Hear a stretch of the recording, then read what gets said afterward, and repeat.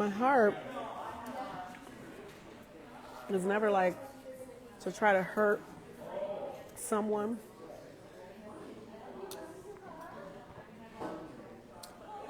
I'm not explaining that to defend. Maybe I am. I don't know. Let me stop saying disclaimers. I don't typically have an instinctual desire to get people. It's never been me.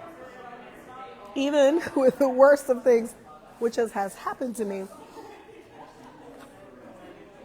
through these things, I realized that even from a very young age, because, and how I know, because all my memories flooded back to me.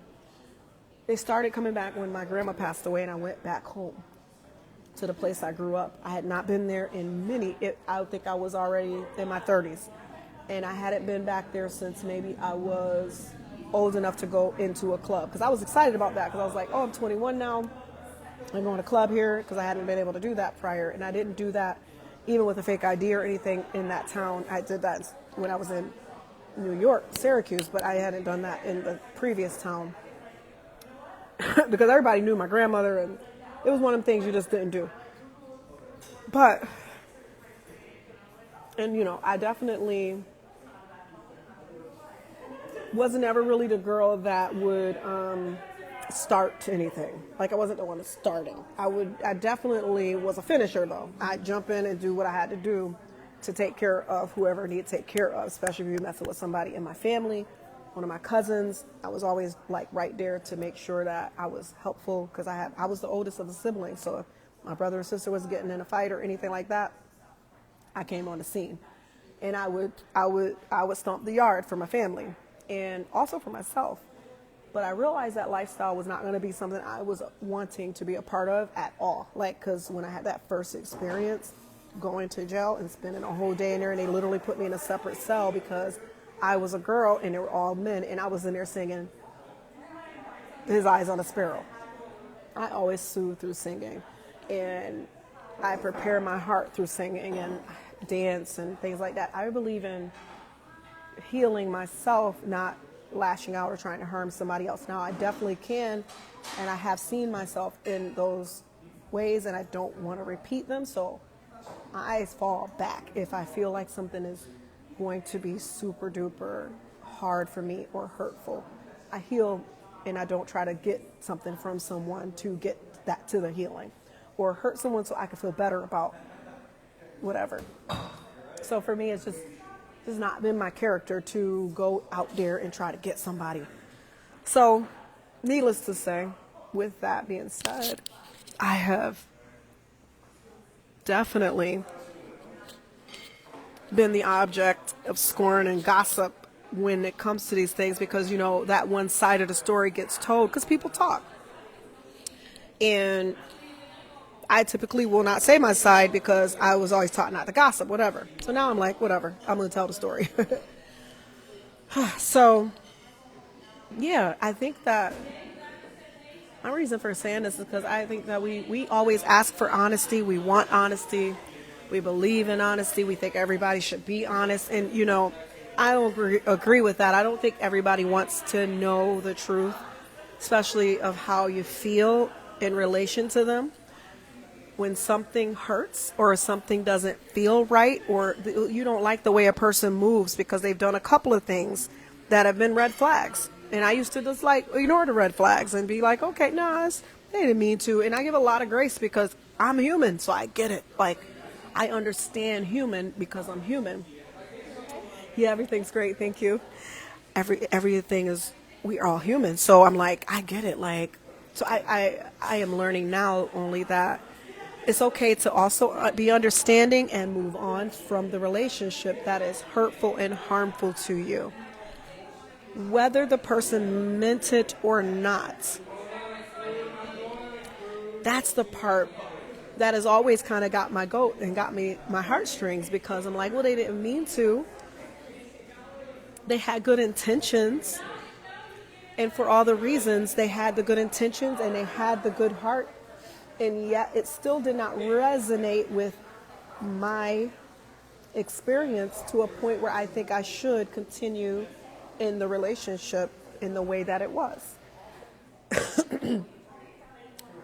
And that's been challenging because some of these relationships are the closest I've ever had, and they have always been somewhat of an anchor for me to feel as if I had people and I had a tribe or whatever the case may be, where losing that connection might feel as if I am out here alone and without a tribe or without the people that are supposed to be able to have my back. And so, yeah, that's a challenging place to be. But then when you look at your full experience of the relationships, you realize that honestly you have been on your own anyway. These relationships typically give off, they're almost, metaphor is coming to my mind when I think of these relationships. They're a metaphor of what we would think they should be, or the reality we hope they would be. And all the while, you're not fully having a reciprocal experience. That's hard. That's very hard because when you stop as this ultimate giver that I have been and become, and I really pride myself on that too. I mean, I think for so long I loved being that person, that go-to.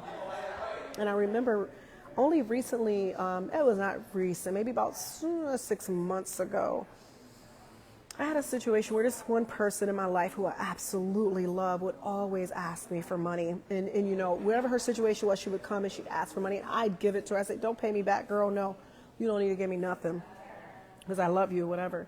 And this one time she came to me and she said, you know, I could use this because I'm going through this or that and I'll pay you back on Friday. And I was like, okay. I didn't say, you know, don't worry about it, girl. Don't pay, you know, none of that. I didn't say any of that. I just said, okay. And I said, thank you, because I do need it back. And honestly, it would have been a situation where I could either have it or not have it. But because she said she would pay me back, I wanted it back this time. And I felt like that was not out of, it wasn't out too far-fetched for me to say, yes, please give me my money back. Because she was even bringing up things that I had done for her that she felt was really great as a person and as a friend. And she was like, yeah, you encouraged me to get my license. You paid for my Airbnb for a whole month. You also, and I was like, oh shoot, I did all that. I had forgotten, because I honestly don't hold receipts on these things. I don't. I probably should, but I don't. It was a counseling thing too, because at the time I was, you know, really pushing it and growing in the areas or whatever. I didn't feel qualified to just be doing whatever, but I still did what I could because I loved her, right? And yeah, she said you would pay me back, and the Friday came and I didn't see my money, and so and it wasn't a lot of money either, honestly, y'all. It was just a little bit, and I called her and I said, hey, are you gonna be able to send that today? And she was like, oh yeah, I'll send it. And that's how she started to like, oh, you asking for your money back? It was like that. And I was like, yeah, no problem, no big deal. I was like, okay, thank you. So it came back right away in Cash App, and she immediately ghosted me, stopped talking to me. I called her back. I was like, hey, thank you. And I said, you okay? Because I could feel the energy. I could feel the shift in her voice and everything. And I wanted to check on her because I was like, well, you said Friday. And I just wanted to kind of, because in the past she hadn't had to. And there might have been a time or two where she said she would and didn't. That might have happened, the reason why I felt like I needed to ask. And one of my other people who actually ended up deciding that friendship wasn't healthy either, she said to me, you probably shouldn't have asked her. And I was like, why? I've never, the history for us was that I had never actually asked for anything back, and I had done so much. I was doing the most. I've never been able to ask her for anything, though, which was fine because whatever. I really didn't think of it that way. It didn't really bother me because she was always somebody who was there for me on the phone or whatever. You know, I could call her and talk shit or whatever. And so I really appreciated that. So I appreciated her as a person. So it honestly, she had my heart. You know, I wasn't going to let her be without. If I have, you have too. That's kind of how I felt. And it's not always so much about money, y'all, but we know that time, treasure, and talent are the ways that we can give. And while we don't like to be the person being asked for money, we are the lender and not the borrower, above and not beneath, the tail, head and not the tail. And so we speak, the person who's speaking life over their finances or whatever, you know, sometimes they're the person that's going to constantly be the person that is the one who's getting asked for things. And so I've been that person. Even in my little, I don't have a lot. I'm not a millionaire yet. I don't have all these things, but I'm generous. So that generosity, I'm generous to the right people now, by the way. So in that generosity, she was able to get what she needed from me at any point. I don't ever remember a time I ever said no to her. And I felt like this time I could have said no because I already knew she probably wouldn't pay me back, or that she would have an attitude about me needing it back at the time she said she would do it. And so I looked back and I was like, well, what could I have done differently? Probably just said, you know what, no, I don't have it. And that would have probably maybe saved the relationship, which I eventually allowed her to release because she had ghosted me. And then eventually she called me when there was a tragedy. I didn't block her. I did delete her name from my phone because that is something I do when I realize that after 3 or 4 weeks she's not responding, because I tried again and I came back. Right. I came back again asking for her to connect. And I even left her messages saying, hey, I'm sorry, and I'm apologizing. Go figure, whatever. I was really like not wanting to let that relationship go because it's the person who holds your secrets, you know what I'm saying? And so I had to let go of the fear of letting her captivate me so much that I'd be willing to let her ghost me and then come back, circle back into my life. And I knew she would circle back. And she did about 2 months later. And she texted me. I liked her text just so she knew that I have your number. I knew who she was, but I did not respond because she ghosted me. And I decided that I think this is a healthy way to be. We don't need to be close anymore because she gave me so much time to really see the relationship for what it was. I realized so much during that quiet period of her not being in my ears. And so it was just honestly such a blessing, honestly. I think a blessing and a curse, I would say, because damn, you know what I mean? That person has been in your life for a long time, and letting go is hard when it's such a deep relationship. Either way, I let her continue to experience silence with me. I didn't let her go. I just let her go. Like I let her be where she wanted to be. She circled back in hopes maybe that I would reconnect with her over this tragedy we were experiencing. Because we have so many connections that are mutual and in common. And I decided that I'm not going to respond either, not as a way to get back at her, but just as I've had enough time to see this for what it is, and I'm okay. We don't need to reconnect.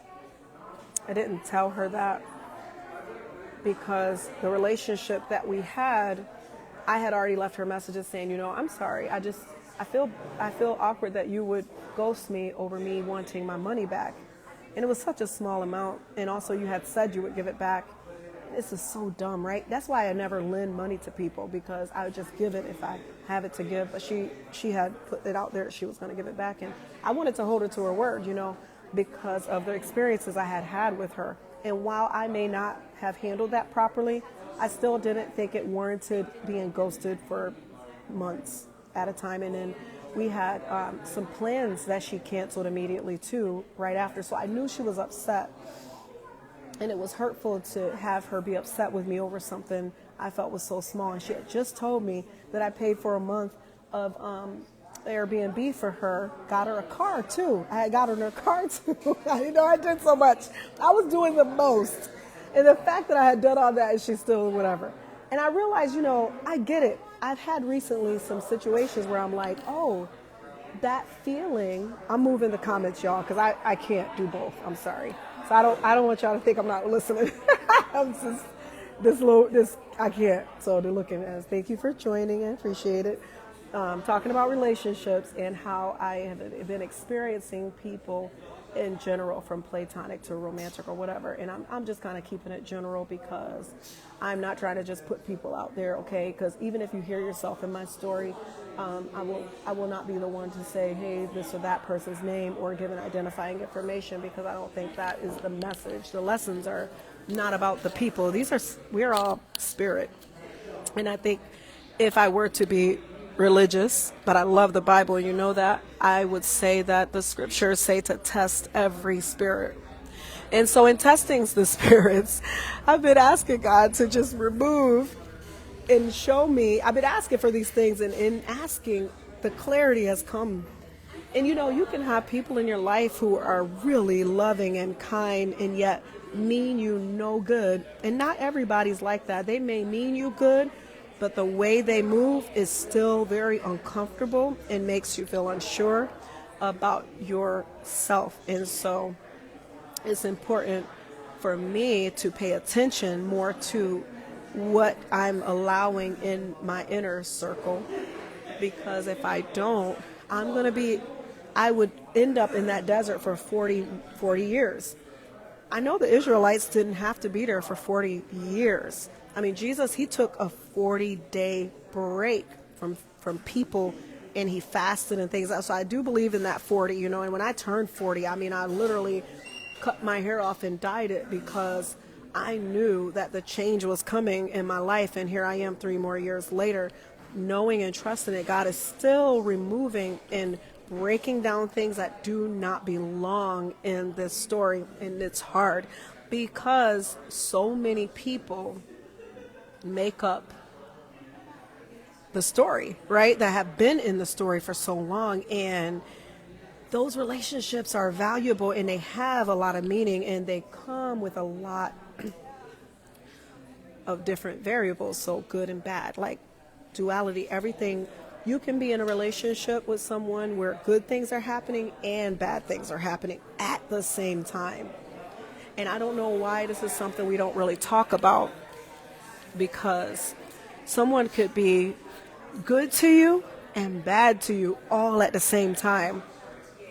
I once knew a person who could really, I know someone who could just, plenty of people, let's just do that because I don't want to get direct. I don't want to be direct. So you can just got into a situation or connection or tiff with someone, and then they walk into a room with you and it's like nothing ever happened. So not to say that's bad or good, I'm just saying this all exists. People will not have to know anything. You share what you want to share. And a lot of times we're trying to experience the best of what our experiences are anyway, at least me. I'm typically like, I want to take this experience and make the best of it. I want to look at this situation and make the best of it. So while, yes, I may not feel this or that in this relationship or connection or attachment, I'm not going to be out here telling people all the details to make that person look bad, because again, I want to protect that person as well, because they are a significant person in my life, right? So yeah, you're not going to be sharing stuff about somebody who's significant and telling people ugly things about them. I don't think that would be right. And I even now, with all of my experiences, it doesn't set right with me to regurgitate all the experiences of a hard thing just to do it. Because who wins from that? But what I've learned and what I'm understanding now is that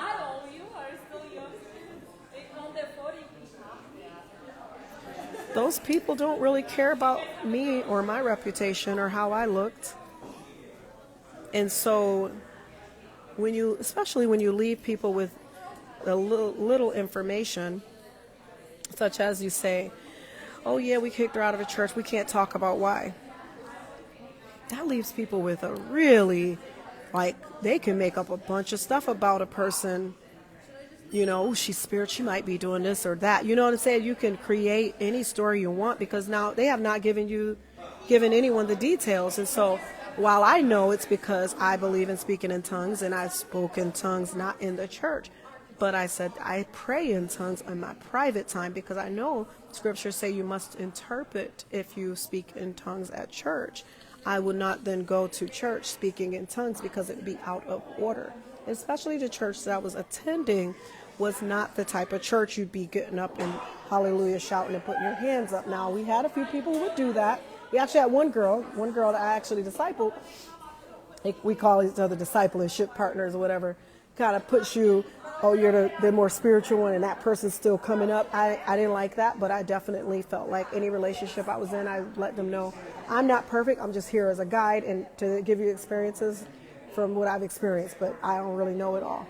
And so even with my kids, I'm the same way. So my children, I'm like, guys, I just had a little bit more time ahead of you. So I'm just going to give you some information from the future to help you navigate your current experience. If you want to use it, if you don't.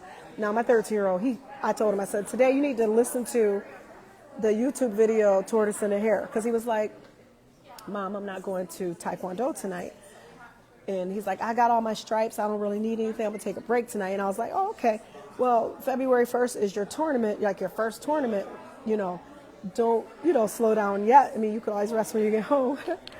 And so I had him watch Tortoise in the Hare. He's like, I don't want to watch that. I watched that when I was 5. And I was like, well, just watch it again. Because I don't think I can teach every lesson. And I like sometimes the stories, like ancient stories. I do feel like the Tortoise and the Hare is another ancient story. A story of old. While it's not the Bible, while it may not be the Quran, it definitely has some connotations that can help a person to navigate something. And I felt like this was a story this is the first thing that came to my mind. Watch the Tortoise and the Hare. And so he's like, okay, I'll watch it. But it took a little coaxing, Emperor's New Clothes is a good one too. Lord of mercy. But anyway, my experiences with people have been a lot of me trying to figure out what I'm doing wrong in these relationships where I'm told different things about myself that I am questioning if it's true or if it's not true. And then now I'm at a knowing of who I am. And that's really triggering. It could be triggering. I can't say what it's doing, but I definitely know that it's triggering a response in my private life that I never realized I'd be so prepared for.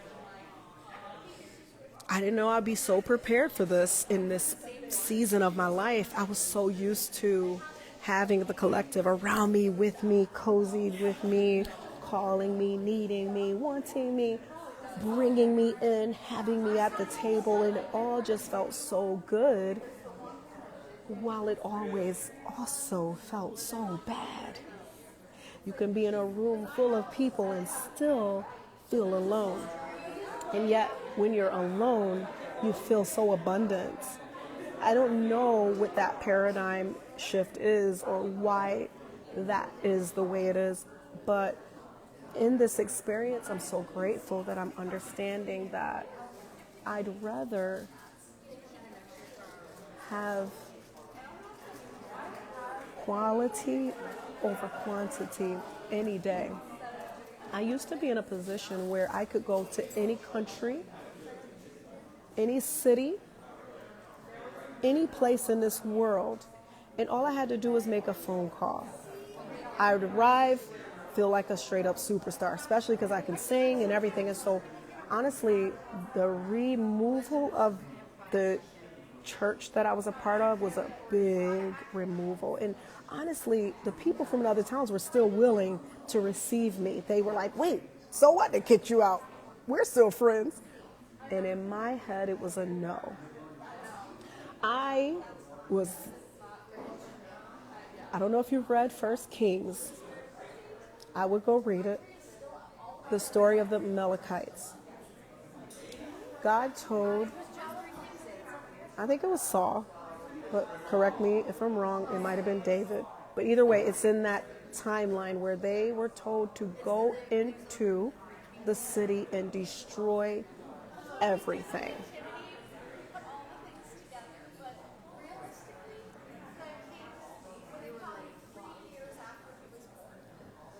he said, do not take anything with you. Nothing. Do not take anything with you. And the reason he told them that, I really still, it's blowing my mind because I'm like, why, God? Why are you going to have them killing children?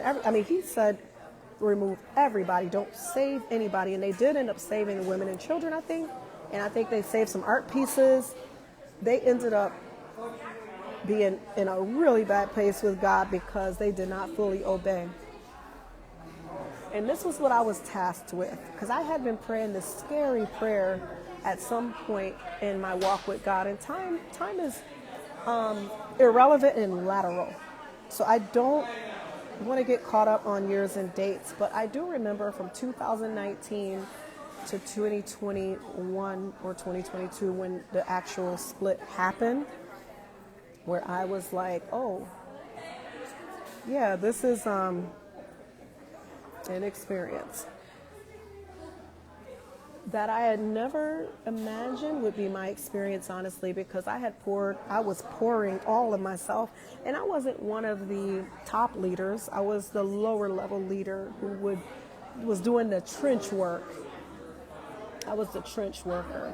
I had the ugly stuff, and I was supposed to report to the leaders the experiences that the ladies who I was mentoring was having. And at some point I refused to do that because I couldn't tell them that that's what I was doing, and that went against my entire philosophy of life. I just was never that friend to go and spread other friends. While they saw me as a mentor, they wouldn't have known I was sharing their personal business with the leaders. So I just thought, no. And when I stood up to the leaders and I said, no, I will not, unless we all know, unless they know that I'm doing it, I will do it then. Because I'm trying to be compliant, right? Because I don't really want to lose my position, but I don't, and not losing position because I just didn't want to lose it. I really loved what I did. I was not only just helping them, but I was working with women in my neighborhood too. And I, in my heart, was like, I got to keep it together my whole life. I was like, I can't be doing things that other people do since I'm trying to teach. Because it didn't make sense to me when someone tell you not to do something that they're doing. So in my head, I'm like, okay, I'm going to walk it straight and narrow. So I was doing the most, child, doing the most. And again, very, very much green, because I had walked away from everything. My entire family thought I was crazy when I moved to Florida in 2004. They thought I was crazy.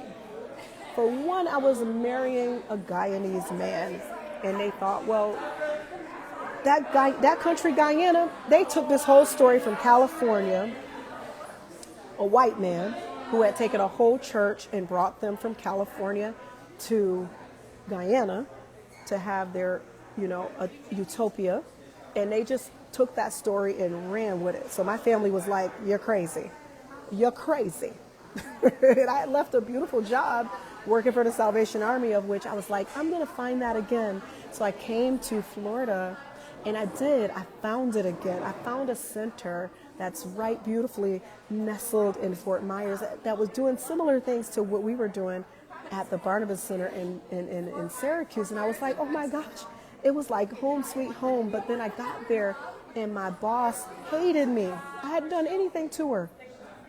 I came in super ambitious though, and I realized that was too much. And we both were from New York, so I was like, oh shoot, I just knew me and her were gonna be so cool. And I had always had a light-skinned friend, and she was light-skinned. I just thought, we gonna be so cool. So I was doing the most. I brought her a gift to our interview, everything. I was doing the most. And one day, she yelled at me so loud, and she told me to shut the F up. And I didn't even leave the job. I was like, oh shoot, she's right. I probably was talking too much. And I took that between the legs, and I said, girl, you need to work on being more calm, not too excited. Because she had told me to do this, take care of this room and get this room together. I did that thing in 20 minutes because I also had been a teacher. So I came in with them. I was like, oh shoot, they had classrooms. It was way better than the Barnabas Center. They had everything. I was just like, oh my gosh. And I still feel really, really like they are still doing the most. And I love places like that where the children can come. So even despite the fact that I wasn't their cup of tea, I still have so much respect and reverence for what they're doing. You know what I mean? Because it's saving lives. That's what we were doing in Syracuse off the street. It's helping children keep off the street because their parents weren't home and different things like that. And I didn't have kids at the time. I didn't have my own children. So I'd be there. I was doing the most. I had my whole church involved. My church would be volunteering. I got like 5 or 6 people hired there. So I've always been that person to bring everybody into an experience that I'm like, this is good stuff. And same here. When I worked there, I brought in people. There was another brother who actually worked there with me. They loved him. He was awesome. And I think he actually continued working with them after the fact. But yeah, like I was just so excited. But anyway, that's besides the point. I was so excited, and she was like, shut the F up. I was talking too much apparently. So I was like, okay. I had never been the girl to say okay. And I could fight, but I just wasn't like that person anymore after I had given my life to Christ in 2002. I was like, nah, that old Myrtle that would pop off real quick, do you say something out the way to me, is not that Myrtle anymore. And thank God I was able to get myself to a point where I'm not a pop off. I could go from 0 to 100, right? But it'll be in a conversational tone, not like I want to fight you. It's more like, hey, that hurt. Why? Now I'm more like, hey, so what was that about? Can we have a conversation? I'm still one to be like, I'd like to have a conversation about this, because I think like nothing is too hard for us to work through. We're family.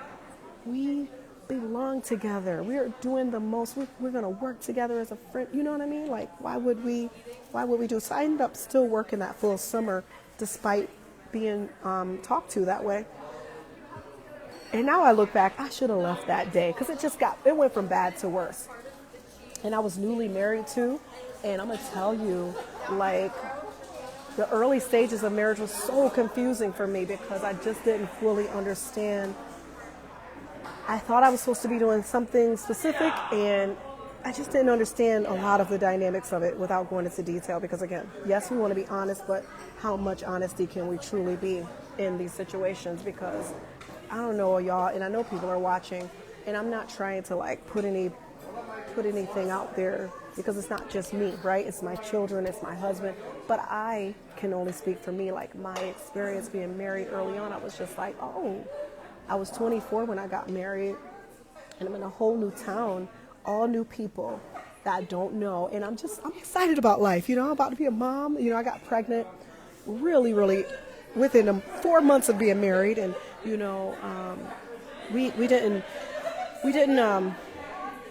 we were really trying to do things God's way, and God in the scriptures say, it's better to marry than to burn. So that means you don't consummate the marriage.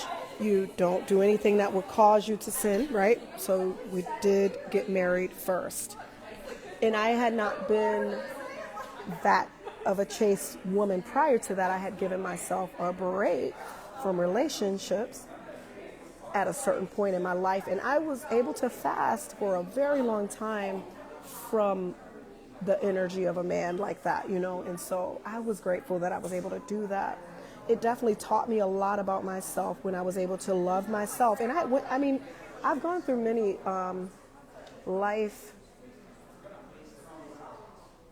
deaths and rebirths, I'll say.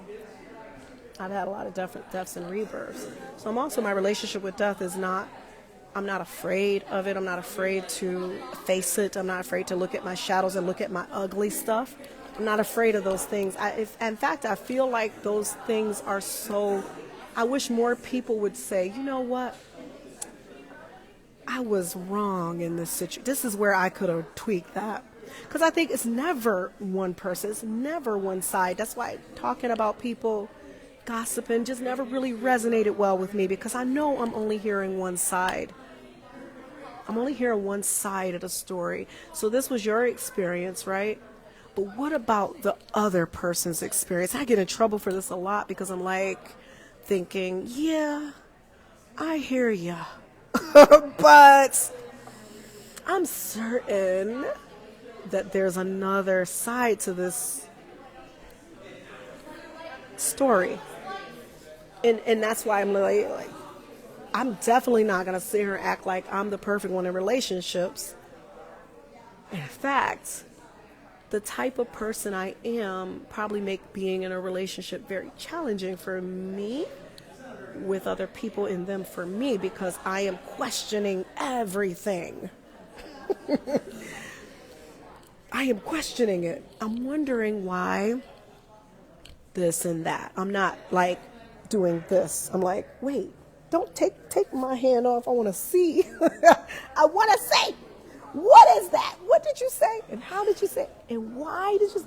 So yeah, I know I could drive people crazy. However, my son is like that. Lord have mercy. And he texted me the other day, and he had challenged me on something that we have a situation that's going on, and I was like, hey, you gonna be able to make it to this? He was like, I have to look at my schedule, and I don't think so, because this would affect this and that. I said, Lord, that child. He was like, well, you guys raised me. I said, ooh, boy, if you'll be quiet. But all in all, I was like feeling that, yeah, I get that there's a challenge to someone who's constantly like, hey, what's that? To someone who's like, I don't want to look at that like that right now. I don't want to pay attention. And I get it. There's times where we're like, Myrtle, you don't have to look at everything right now, right? Not right now. Let's talk about that later. And I get it. And I do. I am very much probably better at that. I realize there's things that I can always learn and change to be more compromisable, but also I can't be authentic to someone else and betray myself. So my heart is that I guess that while I'm in these connections, whoever is meant to be in this connection will be okay with that part about me, as well I about them, however they are. Because I get it that, we have to know if this is going to work or not, right? In just any kind of relationship, again, platonic or romantic or sister, brother, cousin, friends, they're all relationships. And with them all being relationships, there's two people coming from two different places in life with different perspectives. And so we're going to come with our own understanding of things. And yes, we could use the ancient texts, we could use Buddha, whoever we want to use to get to the understandings of things for our own self. We can meditate, we can write it down, we can talk about it. But at the end of the day, we still come as our whole self, and that is who we are. I've tried to change and mold myself for people to be able to fit in, and it doesn't work, and it's super uncomfortable. So I'm just being myself from here out because it just is so much better than trying to be what other people need me to be now. I was having this conversation with another speaker, and she and I were talking about how the scriptures say, be in all things to all men. So there's some things that we learn growing up, especially of us church kids who grew up in the church, and that the scriptures was embedded in our hearts. We realize, oh shoot, these things are not always going to work in the real world, being all things to all men, shrinking yourself. Did they actually mean it that way? I don't know. But I do pray that God will totally be okay with the fact that I cannot do that.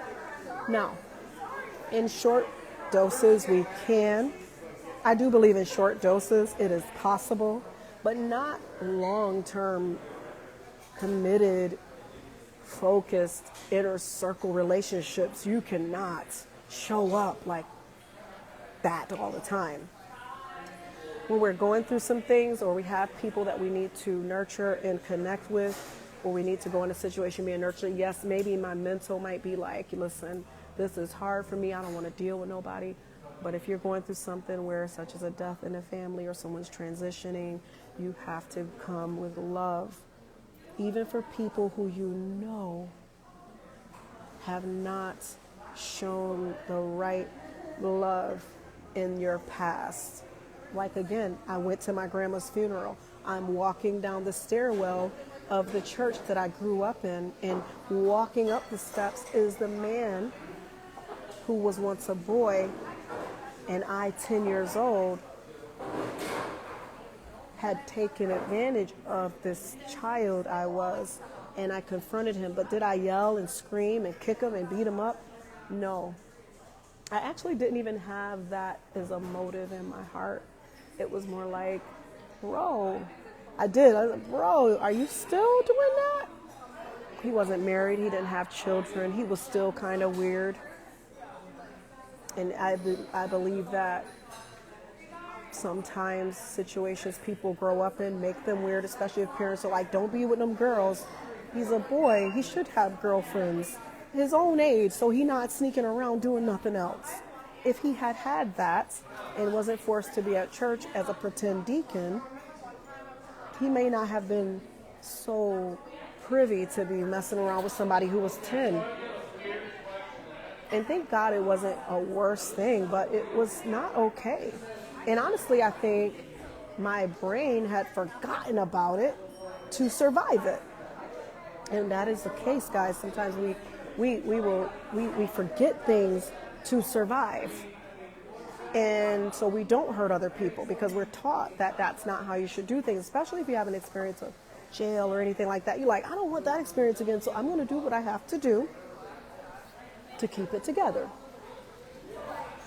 I will do what I need to do to keep it together. And I was taught how to walk, how to dress, how to act, how to keep my mouth shut, because if I talk too much, I got pinched or I got a hickey on my arm or hand. If I talk too much, my lips would literally get twisted. So I was told many times to stop talking. And so becoming a speaker, Lord have mercy. I mean, I'm going to tell you, my pictures look very confident. I was very surprised and very grateful. But it was the biggest stage I had been on. So the challenge was to believe that I needed and that I should be there. I was chosen to be there. And I asked a few times, like, did you really, like, did you check all my stuff and you like my message specifically? I probably drove her crazy because I was like, is this okay? I mean, we do hard things that honestly shouldn't be hard, because honestly I've been always told to stop talking too much. I got removed from the church in 2021, and I kept my mouth shut the entire time. I never spoke about it. I never spoke about the things that were said to me in private, because I wanted to protect the church. I literally felt like I was supposed to protect the entire church because of my relationships that I had cultivated over the years. I didn't want to be a festering bubble in the collective, whether I was there or not. I thought, no, I'm not doing this to the babies and the kids. And no, I was somebody who did hair, and I created and planned events. I did so many baby showers, I can't even count. But when it came to my baby shower, my second one at least, the first one was the bomb because I was a newly mom. But when I got 4 years down the road, my second baby shower, I mean, people did show up, I ain't gonna lie. But it was just, whatever, we're not talking about that. But I just remember, like, I was doing the most. I just was doing the most. And I don't say that to brag. I just say, like, I just really felt like everything I was doing should have shown that I loved them. So recently I had a situation where I told someone I didn't trust them anymore. And this was again, platonic friendship. I won't say the relationship specifically, but I said, I don't trust you. They shared something with me, said, hey, I did this. What do you think? And I said, okay. And then I said, I just don't trust you anymore, though. I'm glad you shared it with me, but I don't trust you anymore. And the reason I don't trust the person anymore is because when I tried to share with them the details of the situation, they did not want to hear what I had to say. They wanted to go over me to the other person to get the information, and I'm their main relationship. They met the other person through me. So why would you go around me to get information from someone who is not your main person? And I used to be like, oh, it's all good, people are going to be friends. I can't control everybody, what they do. But I realized from the past experiences that that is a no for me. I don't care how good you've been to me. That is a no. I realized that that doesn't work in relationships. I would not do it, so why would I be okay if you did it? I'm not going to go over your head around the block to someone else to have a conversation about you that I could have had with you first. And if I want to have the conversation afterwards, have a conversation with you, and then yes, I can talk to them if I want the other side, whatever. I mean, I think it's too much to do for whatever reason. It's too much. It's too much to do, because why would you do all that? So the person felt like, well, all I've done for you, I had good intentions. I was innocent in this. I do believe all of that, and still, in my experience and the lessons I've learned, I can't continue in trusted, close relationships with people who are willing to do that, because it doesn't work out later. I'm going to always feel in my head, I can't trust you. So why pretend? So in my head, I was thinking, let me be honest. Let me share what I'm experiencing here, just because I feel like the relationship was significant enough to say, hey, I don't trust you anymore. And just to be as blunt as I could, because I don't know what else to say around that I don't trust you. For you to do that without having that conversation with me first, after me wanting to have the conversation with you intensely and deal with it with you before you did that, and maybe, just maybe, I'll look back and say, you know what, I shouldn't